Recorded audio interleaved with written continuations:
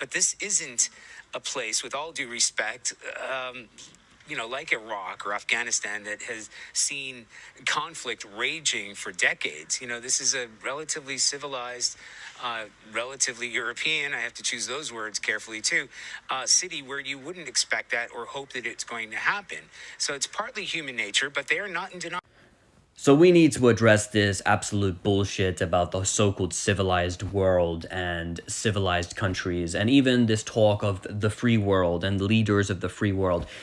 What makes us so wonderful and civilized? Is it because of this? Is it because of the color of the skin or the fact that we speak English that we're so civilized? Were we civilized when we were bombing and invading and illegally occupying Afghanistan or Iraq, or we were drone bombing and killing innocent babies in Pakistan?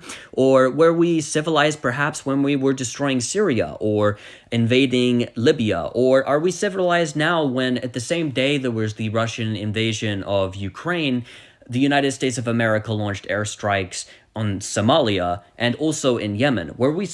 Does this make us civilized? Is it okay when the civilized world does this? And what does civilized world mean?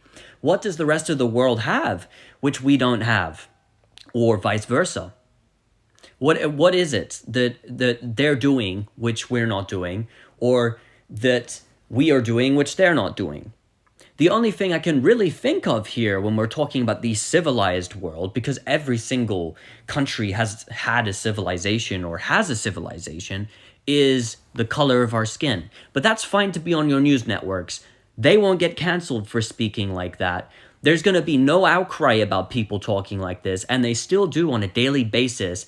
And they don't care when black and brown people in the Middle East or in Africa or in South America are being starved and killed and our bombs are dropping on them. But as soon as Russia, which is the official Western enemy, is doing something we don't like, suddenly there's a huge problem that we have with it. Don't you see the double standards? People are literally demonstrating in Tel Aviv, Israelis, against the occupation of Ukraine and the invasion of Ukraine, not understanding the irony of it all.